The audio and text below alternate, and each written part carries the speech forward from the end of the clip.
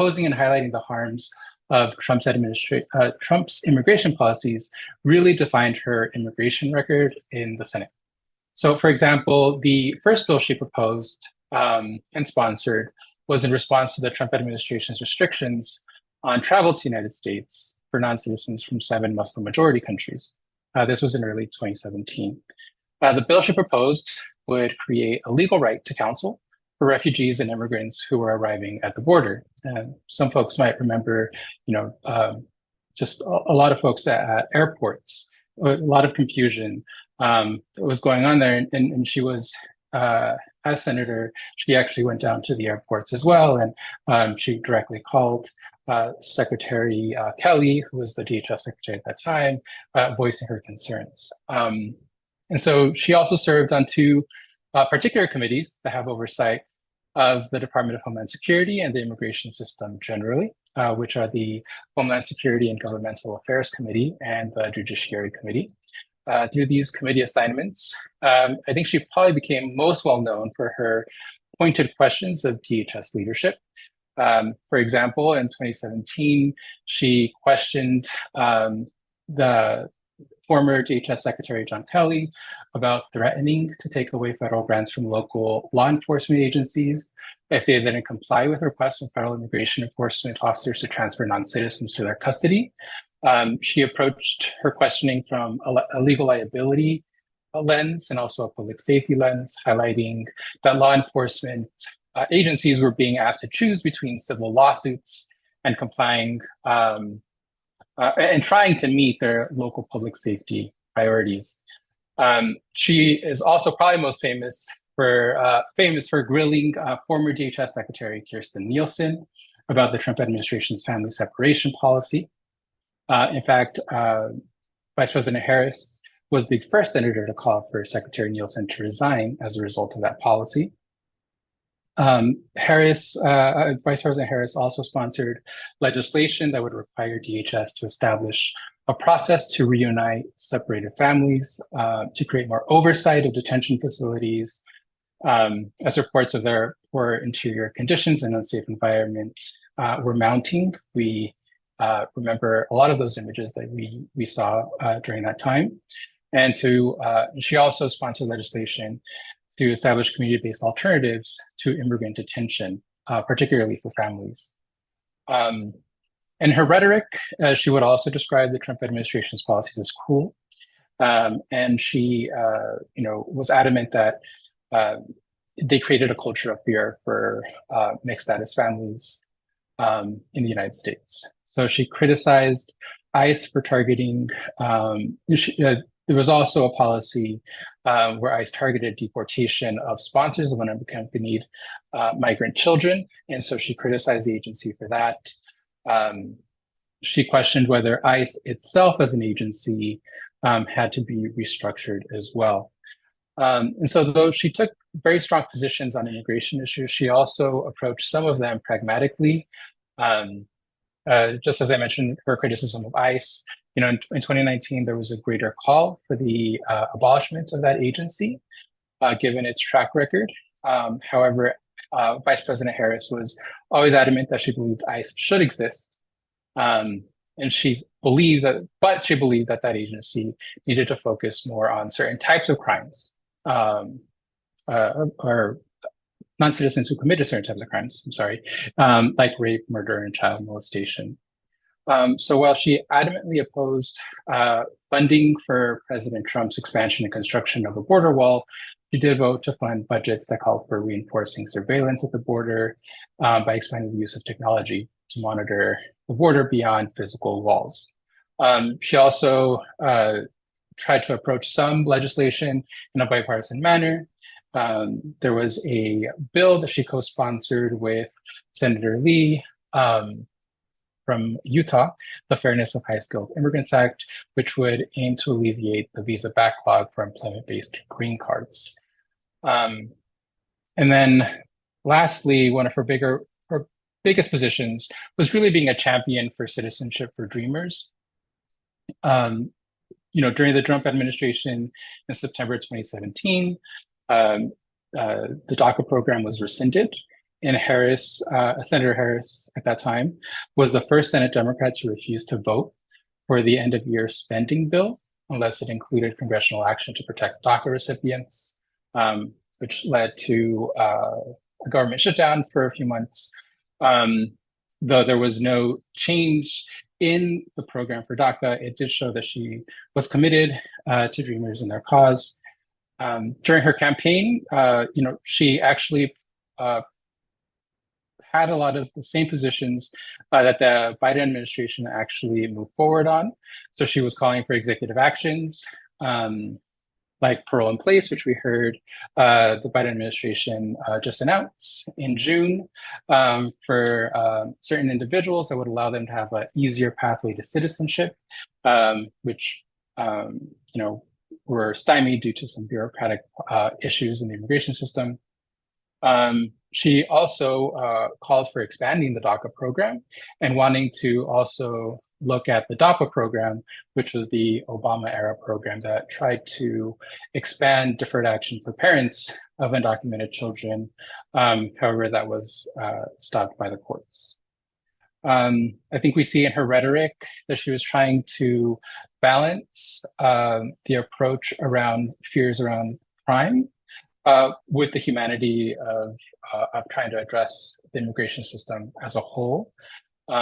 She did take a position where she wanted to close private immigrant detention centers while increasing oversight of CBP and ICE, which is something that also the Biden administration said they would do, but have since reneged. And she also wanted to take a more humane approach to the border as well, where she understood that there are folks who were forced to leave their homes and arrive at the border with no choice. And so those are some of the positions that she took. It seems like she tried to take a pragmatic approach at times, but she also really had strong convictions, I think, in terms of Dreamers and really trying to also push for a pathway to citizenship.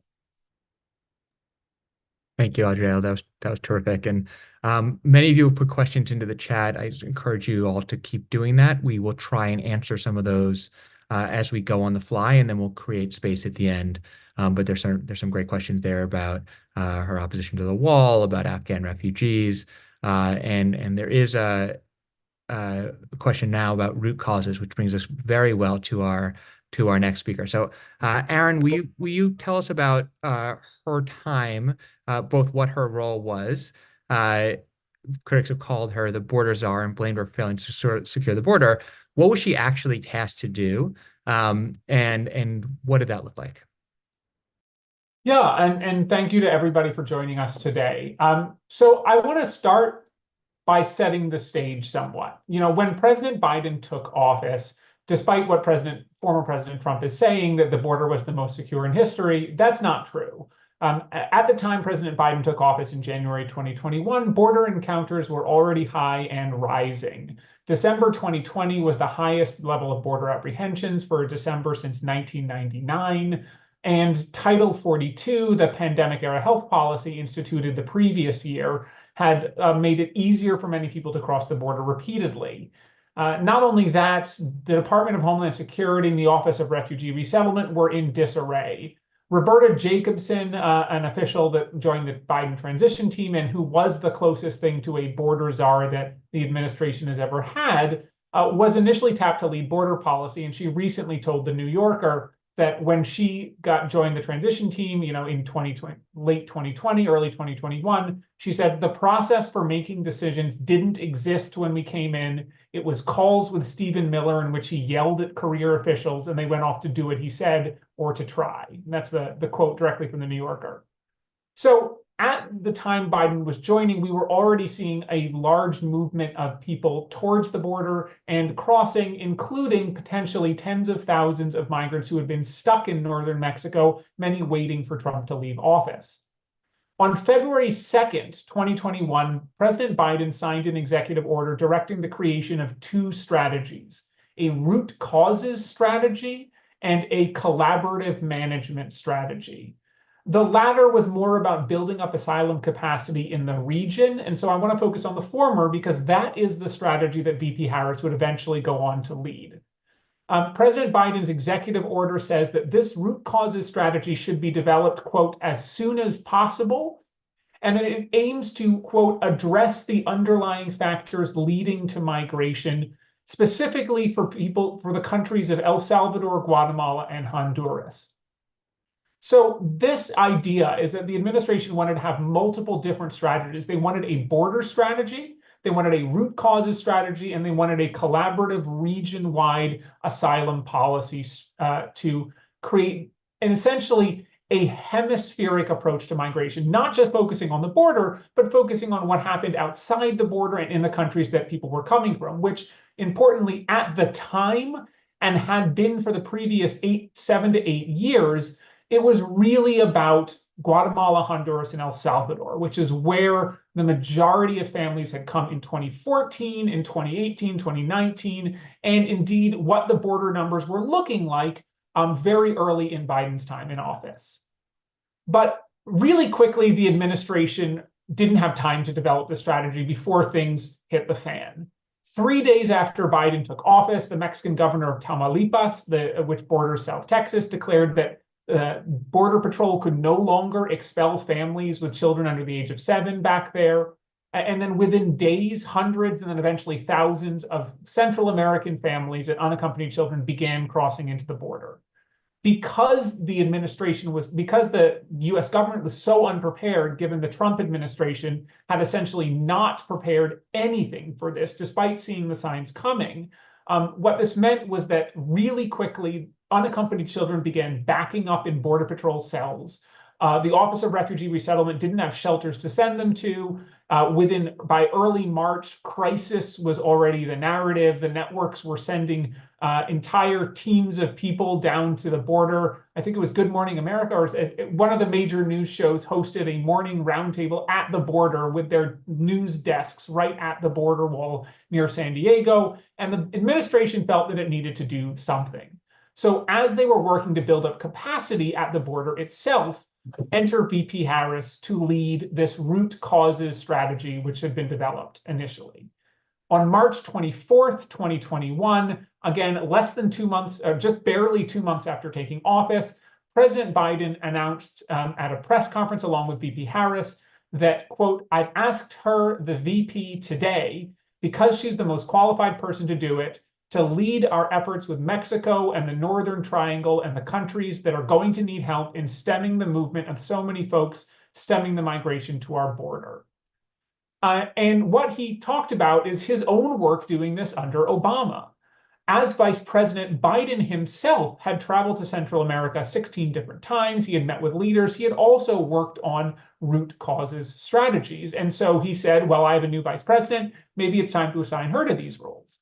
But of course, what this actually looked like in practice was difficult because the strategy had not been developed yet. And at the time, people in DC and on the news weren't really talking about root causes. They were talking about children locked up at the border. And so because the assignment that VP Harris was given was ill-defined, because again, they had yet to develop the strategy, and because all DC and everybody was talking about, very quickly, a number of news stories went out suggesting that she had been named in charge of immigration or put in charge of the border response, or in some ways was responsible for resolving the issues of migration in general. But if you go back and actually look at what was said at those meetings and what everybody at the time was saying, it's very clear that that's not what her role was. In fact, VP Harris at that event said, quote, I look forward to engaging in diplomacy with government, with private sector, with civil society, and the leaders of each in El Salvador, Guatemala, and Honduras to strengthen democracy of the rule of law and ensure shared prosperity in the region. And by and large, that is the work that she has been doing since that point. So what has that work looked like in practice? It has been a lot of economic development work, to be totally honest. In general, in May of 2021, she met with industry leaders in the United States and launched something called Partnership for Central America, which is a public-private partnership with a number of multinationals and regional banks and other organizations with the goal of increasing economic investment in Central America. Then in June of 2021, she traveled to Guatemala City. She met with women's rights advocates and she met with civil society groups and with the government. And at that point on that trip is when she also delivered the line, "Don't come to migrants." And many people saw that as her basically getting involved in this question of migration. And it was. But at the same time, it was really about, as one of the people who was at that meeting has later said, it was more about don't come because we're working to make things better so that you don't have to make the dangerous journey to the border. And because right now we will be turning you away, was the message the administration was trying to send. But it is a complex message of we are working on things in your home country, and also we are going to have a secure border. And the message that came out was really just the don't come and nothing else that came out. Now, in July of 2021, the administration launched its full root causes strategy, a 5-pillar strategy. Pillar 1, addressing economic inequality and insecurity. Pillar 2, combating corruption. Pillar 3 was human rights. Pillar 4, countering and preventing violence, extortion, and criminal activity. And Pillar 5, combating sexual, gender-based, and domestic violence. Most of what VP Harris has herself done, it seems, has really focused on the economic aspects of it, because in some ways that is the easiest thing for the United States to do. Of course, we cannot simply control what happens in other governments.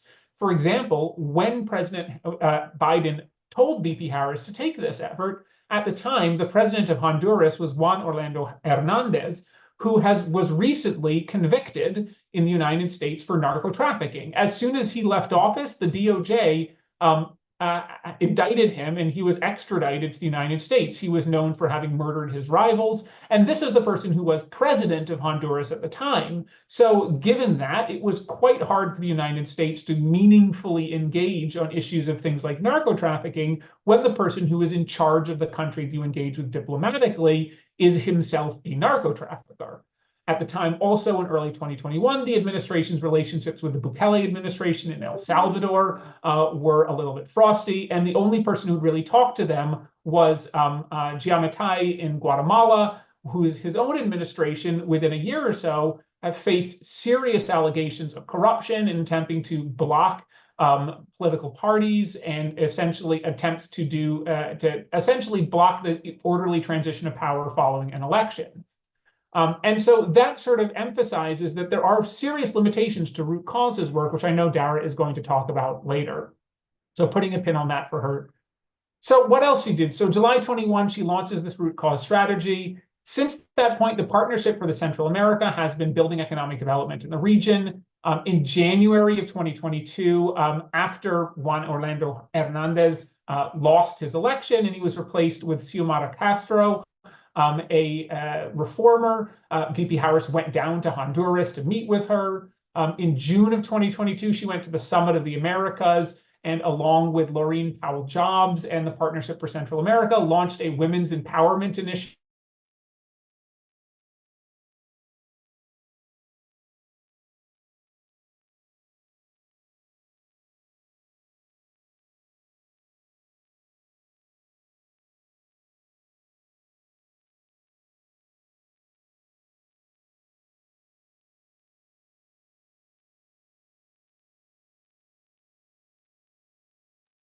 I think we lost Darren. I apologize. So we'll put a pin in him and come right back to him. But Dara, let's you're back.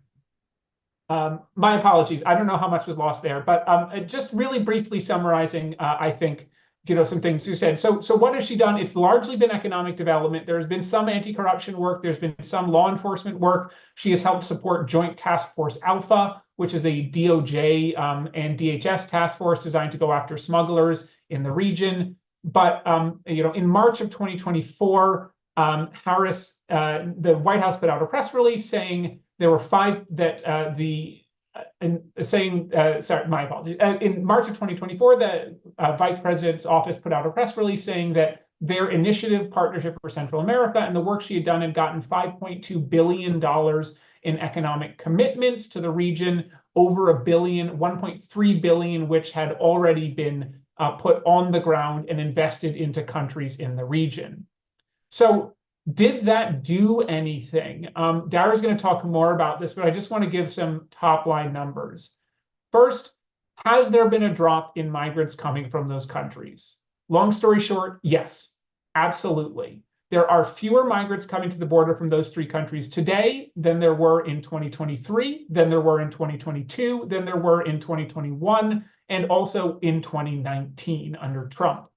In fact, if you look at just Border Patrol apprehensions, the height of Central American migrants from Guatemala, Honduras, and El Salvador was in May 2019 under the Trump administration. There has never been a month that has hit that level of migrants from those countries crossing the border. And what we have seen over the last 3 years in particular is a sustained drop in migrants from those countries coming to the United States, even when you include people who go through ports of entry.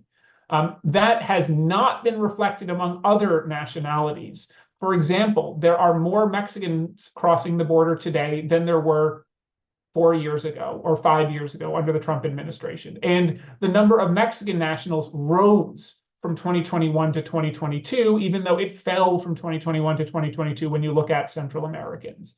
And so, in fact, and also when you look at studies that are done on intentions to migrate, there is a study that a center does every 2 years, polling people in countries around Latin America whether they intend to migrate. Intentions to migrate are, in fact, down in all three of those countries.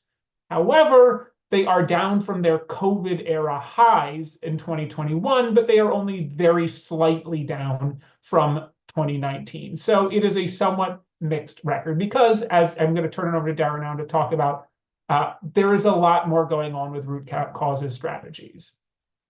Thank you, Aaron. All right, Dara, let's talk about the impact then. As Aaron mentioned, Vice President Harris's work was primarily focused on the Northern Triangle countries of El Salvador, Guatemala, and Honduras. How effective was that diplomatic campaign? And how was that impacted by the historic levels of global displacement that we're seeing today? Thank you. And I'm probably going to end up covering some of the same ground as Aaron, but I want to frame it in a slightly different way. I want to talk about the 2020s by talking about 2014, which is when then Vice President Joe Biden got tasked by then President Barack Obama to lead a root causes strategy focusing on Guatemala, Honduras, and El Salvador to end and forestall a spike in migration of unaccompanied children from those countries. If that sounds familiar, it should. It's because the portfolio that Vice President Harris got given in 2021 was very similar to the portfolio that Vice President Biden had been handed in 2014. At that time, the steps that Vice President Biden took were pretty similar to the steps that Aaron has just described coming from the office of Vice President Harris. There was a lot of joint appearances with heads of state talking about how it was really important to invest in the long-term development of these countries, that was the real reason why people were leaving was for better economic security in the United States. And pairing that with short-term crackdowns on the US side that were intended to encourage people to stay in their own countries where long-term investment was happening, rather than coming to the US where they would be put in family detention and subjected to expedited asylum processes. I give you that background to explain just how hard it is to evaluate whether root causes strategies work or not, because the wave of development that the Biden vice presidency kind of encouraged and ushered in those countries was coming to full fruition in the middle of the Trump administration, when Donald Trump pulled the plug on any development to countries that he deemed insufficiently cooperative on migration issues. That make the kind of long time horizon and the fact that we're often seeing efforts made by one president or one vice president, not being really judgeable, not being ripe until the next president who can reverse those policies is one reason, but it's a really important reason why it's hard to talk about whether root causes stuff works. The other reason it's hard to talk about is because other things, as Aaron mentioned, happen in those countries that are not as easily addressable by a root causes framework in the way it's often been used. Now, I do think it's worth emphasizing that the Biden administration has talked about root causes in a way that emphasizes issues of governance, issues of equality, stuff that is hard, that is not as easy for somebody to make a big announcement about investment on. At the same time, the actual activities, the deliverables that they have really relied on this account of why people are leaving, that is very economic in character, and that doesn't give as much play to concerns about security, about governance, about democracy, that are part of the broader framing of root causes, but often get a little bit lost on the ground. The other thing is that there are also other countries, right? Aaron talked about the drop in migration from Northern Triangle of Central America. The reason that we're not hearing much about that is because that happened at a time when migration was rising from pretty much everywhere else. What we've seen in fiscal 2023 is the past fiscal year is that the first year on record when you have a majority of people apprehended at the US-Mexico border who did not come from Mexico, Guatemala, Honduras, or El Salvador. And it's not just that Guatemala, Honduras, and El Salvador have been replaced by Venezuela and Haiti and Nicaragua. It's that they've been replaced by those countries, but also Ecuador, but also China and India, but also Russia and Ukraine. And so the idea of targeting a few countries and developing really long-term partnerships with them doesn't scale in an era in which what we're seeing right now is a fairly mature migration route through the Darien jungle in Panama that incorporates both a lot of people from throughout the Western Hemisphere and a lot of people flying into airports in that hemisphere from Africa and Asia, and to a certain extent, Eastern Europe. What that points to is that there's, there is something maximum that you can put a root causes strategy on, right? There's like there are only so many countries that you can engage in this really high touch diplomacy with. You cannot clone a vice president and say, we're going to have one vice president for every 3 countries. But that's also a really strong opportunity because it allows us to think about how is this hemisphere working beyond just, okay, what are the countries that are sending migrants to the United States?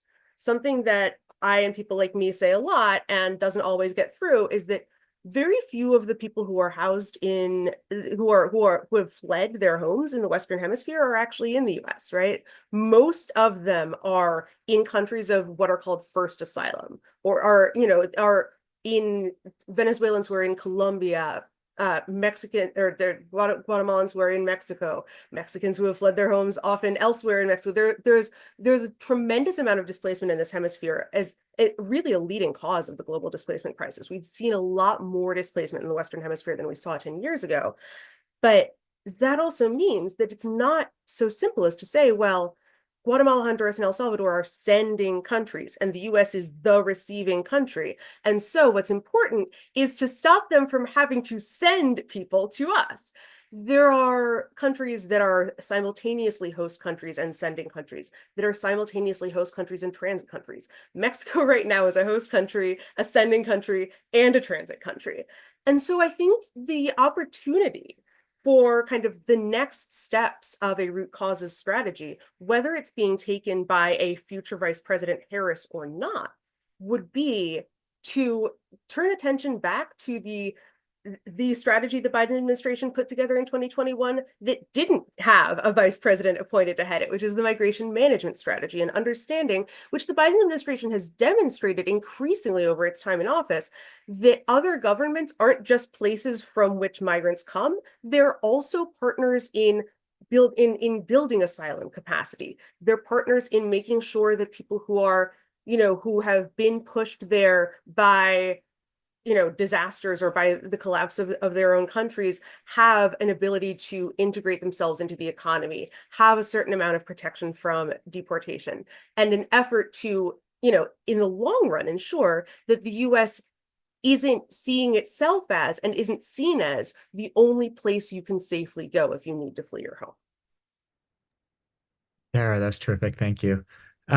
There are a slew of questions in the chat, and we'll try and triage by both answering some live and some by typing into the chat, and I'll try and group them as we go. So Adrielle, why don't I start with you? There are several questions, and you touched on this a little bit, that relate to forgetting about the border for a second, about Central America for a second, looking at other types of immigration to the country.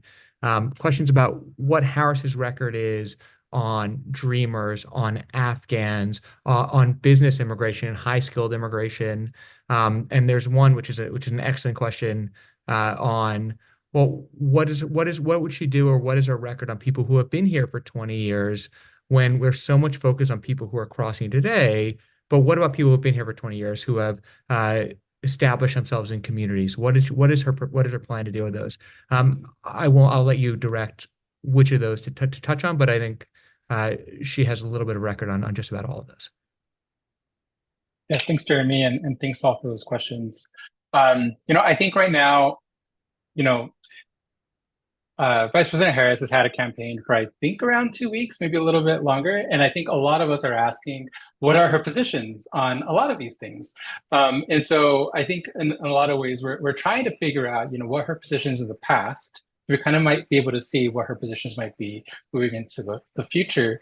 But I think a lot, like, Dara and Aaron, we're talking about, a lot has changed since she ran for president in 2019 as well. And I think she also has, gained different experience while in office as vice president.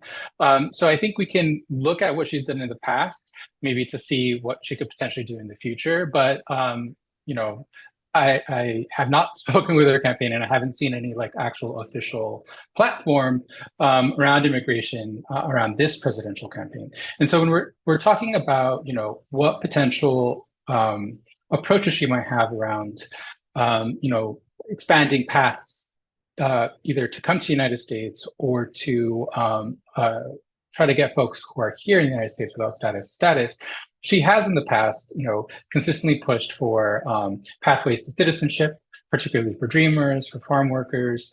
In her platform for president in 2019 and 2020, she indicated that she wanted a path for citizenship for all 11 billion undocumented immigrants. I think there was a question that came in that touched on, the positions that candidates take during the primaries might be different from the positions they might have to take in a general election, right? And so she's kind of being thrust into a position where she's being put into a general election very quickly. And so I'm also very interested to see what kind of information will be coming out of the campaign, if there will be any specifics. We have some indications that she will, she endorsed the bipartisan border bill that came out of the Senate, that was proposed in the Senate earlier this year. She has recently said that, or I think it was a campaign manager recently said that she would likely not change her position there. And so there are indicators that maybe, she might continue some of the positions of the Biden-Harris administration. But I do think that, she did sponsor a bipartisan bill that tried to eliminate some of the backlogs, the visa processing backlogs, and the visa cap backlogs for employment-based green cards, which didn't move. But honestly, not a lot is moving in Congress around immigration. Even super restrictive bills like the bipartisan border bill. So I think that's one thing that she's going to have to obviously face if she does become president of the United States, is that Congress is likely not to fundamentally change. And so she might be stymied, as President Biden has been stymied, around trying to act on expanding legal pathways as well. So I think that that's just sort of a reality to also consider, is that, there might be intentions and things that she's done in the past and positions she's taken in the past to expand these opportunities for undocumented folks in the country. But Congress is going to be, likely a huge impediment, as it has been, since we haven't really seen comprehensive immigration reform from that agency since the early 90s, the 80s. Thank you, Adrielle. So let's pick up on that for Dara and for Aaron. Then there's several questions about that impediment, about, well, she sponsored bills, but have they passed? And sort of thinking about what you would need to do to effectively manage migration flows. So we talk about, there are sort of two big areas to talk about. One is the obstacles she'll face in Congress about actually turning things that have to go through Congress into law. And the second is the obstacles she'll face in managing. We talked about the 3 countries, but what about the rest of the world? What about countries where we can't send people home? What does that look like? And so would love you to talk about, even if she came in with the best plans, like what are going to be her obstacles to putting those into fruition? I'll start. First, Congress has to act. This is the fundamental reality the Biden administration is facing, the Trump admin faced this, and the Obama admin faced this, is that we are in a world where no one has updated the legal structures for our immigration system since the 1990s. So we are going on more than 25 years of laws which were designed for a world that doesn't really exist anymore, a post-Cold War era of prosperity in Central America, where the only people seeking asylum with a presumption would be a few people who maybe arrive on planes. This was not something that when they designed the system, people ever imagined that there would be tens of thousands of people showing up at the border every month to seek asylum. And so we haven't funded or built a system to deal with that issue, and Congress is going to have to do this. And if Congress doesn't, we will find ourselves still in places where we've been before, really ping-ponging back and forth between harsh policies, crises, crackdowns, and what have you. And the other issue is that, as I think Dara talked about so much, what may be the focus of diplomatic investment today might not be the problem of the future. Countries and policies can change very quickly. We've just seen, for example, in Venezuela, the ongoing election irregularities, which threaten to send once again thousands and thousands of people out of that country. Or if there's something going on and for some way Maduro steps down, it may lead many people to go back to Venezuela. There were many reports that had the election gone the other way, many of the people who've left, 1 in 4 people have left Venezuela in the last decade, that many of them want to go back and will go back if there's a different person in charge. But the U.S., short of a full armed coup, which is something we've done in the past in Central America, but in South America, but not something that we are reportedly doing these days. There are just limitations to what the United States can do. We have sanctioned their government extensively, but at the same time, if we continue to sanction the government, they will continue to refuse to take deportations of their nationals. And so we have to view this in a broader regional framework so that other countries in the region can be supported, so that migrants don't have to come thousands of miles to the US to get some stability, and so that we have strategies that go beyond simply cracking down, because we do have to think about this in a broader lens. The only thing I'll add to that, and this is really much more about the kind of rhetorical frame that an administration takes to the problem, because frankly, a lot of this is because of understanding expectations that have been embedded in the American public by decades of politicians telling them that soon they will be able to effect a permanent decrease in the number of people crossing, and then we can deal with everything else. From that perspective, I want to kind of look again at the don't come remarks, because the don't come remarks were kind of seen as in some way inconsistent with the root causes strategy. But as Aaron said, from the perspective of the Biden administration, they were two sides of the same coin. In exchange for lives, the kind of improvements that would maybe make their children have a better life in the United States, or have a better life in their home countries than in the United States. People were being told not to make a choice that they thought would improve their own lives now. If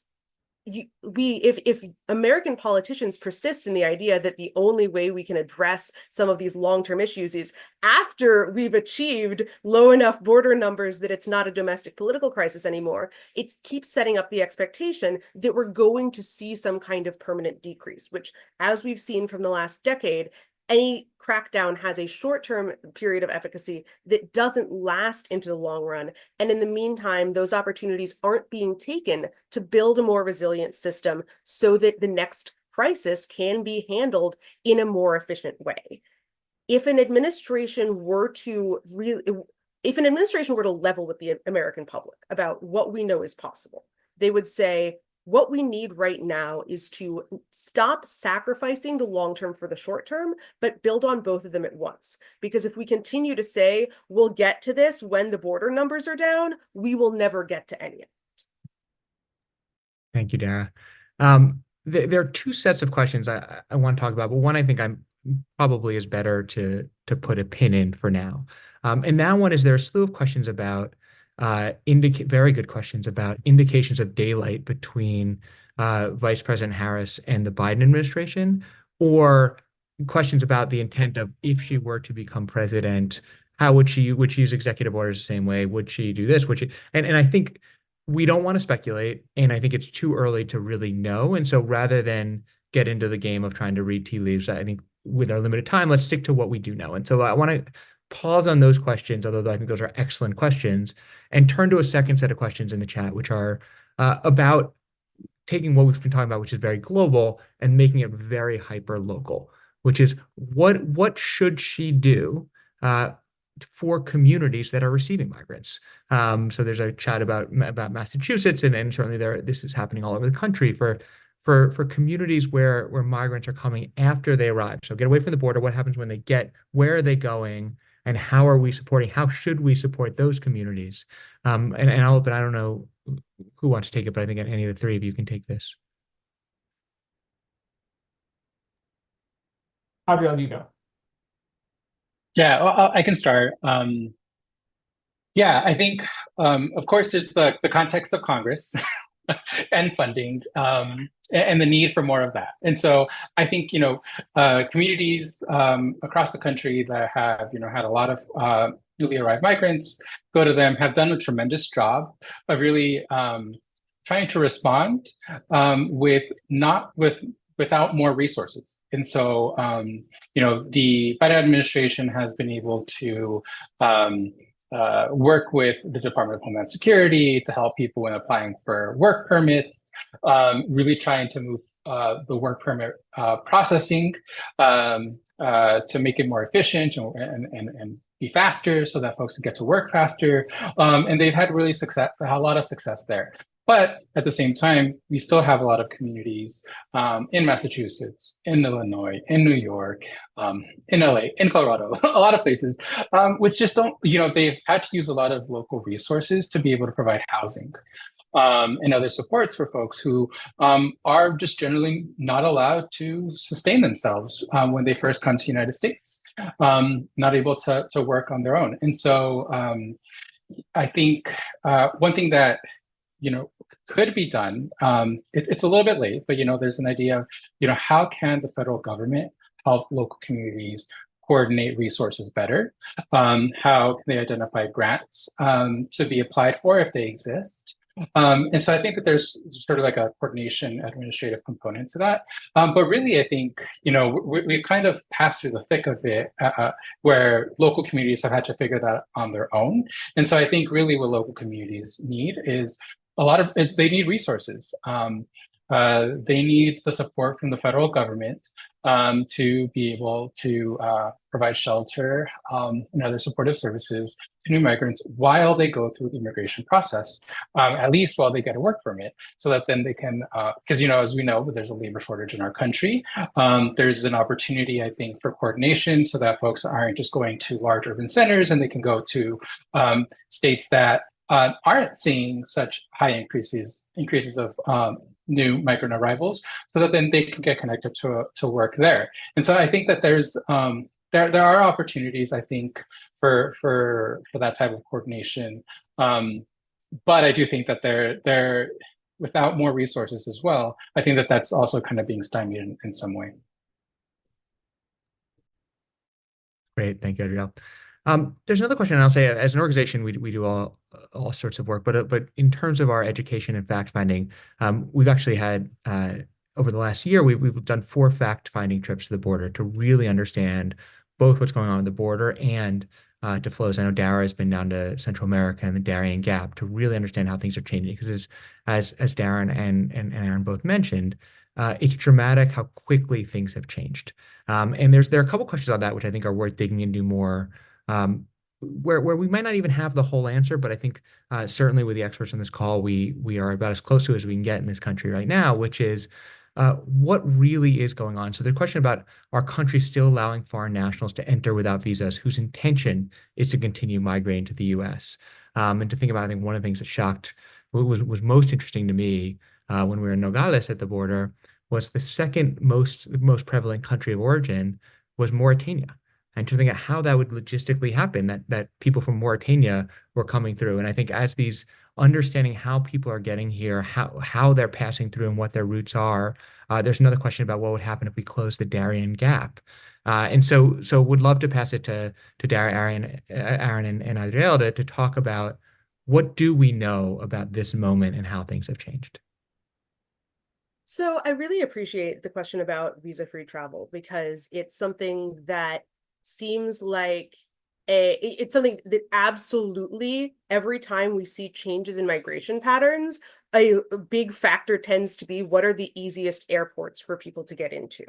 A lot of the reason that migration has shifted southward, or in terms of its point of origin in this hemisphere, is that a while back, the US successfully prevailed upon Mexico to restrict visa-free travel into its airports. And now we're seeing a lot of people from South American airports. Now, the reason why it's not as simple as those countries should just stop it is that might very well be the US's position, but the US can't dictate other countries' policies.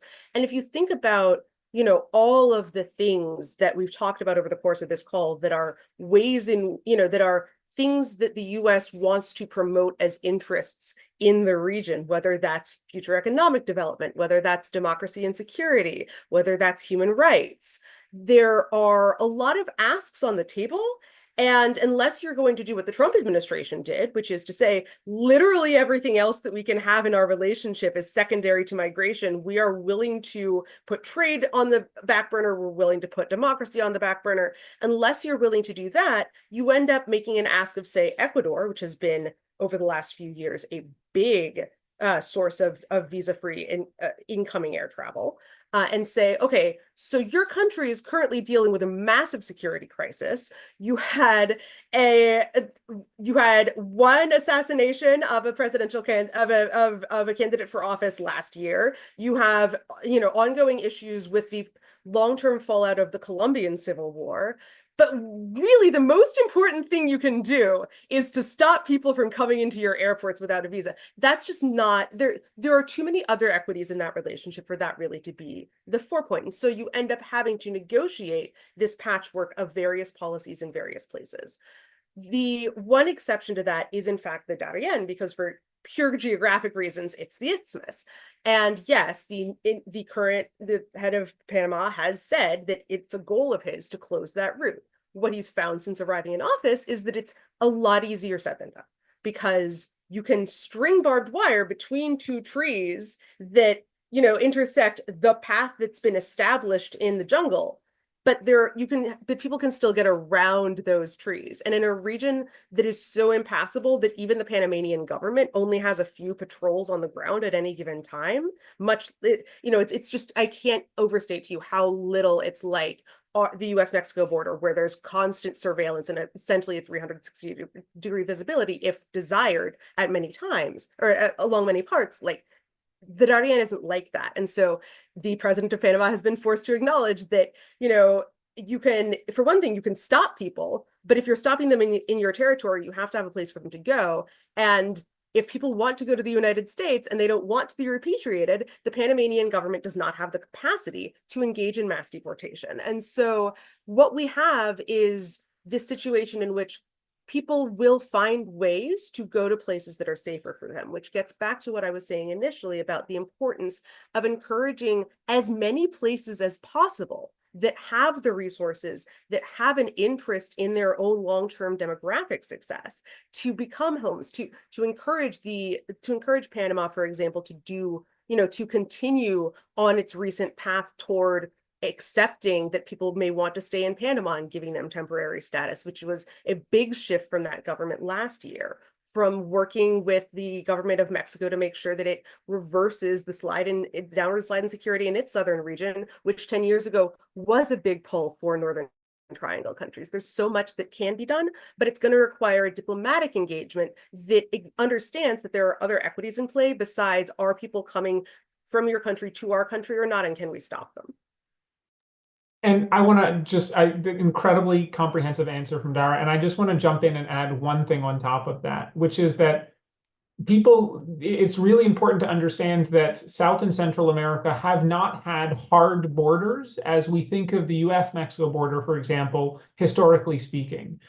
There has not been extensive border control. Free movement of peoples about the region was extremely common. And what we have seen is that is ending, and that is ending because of the United States putting intense pressure on these countries, as well as because many in those countries want to see reduced migration. There are many people who would like to have fewer people going through them. But the idea of transit countries imposing very strict barriers to stop people from doing that is quite modern as a concept, because mostly the attitude for a lot of countries in the region was, if your entire purpose is you just want to go through this to get to another country, we just don't care. That's just not our business. And so that has become many of those countries' business over the last decade as the US has beefed up and poured hundreds of millions of dollars into the region in order to build up border security apparatuses around the area. Thank you both.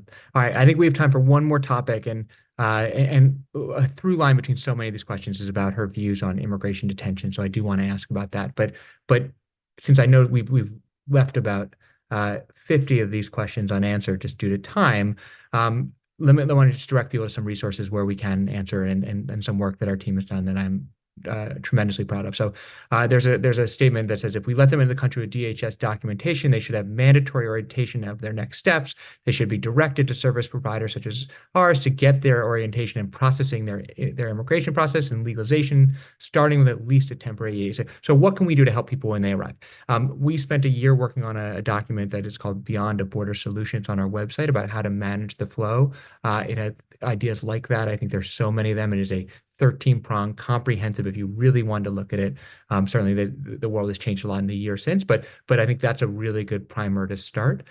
People who are thinking about their own community, on our website, there's a resource. You go to maptheimpact.org.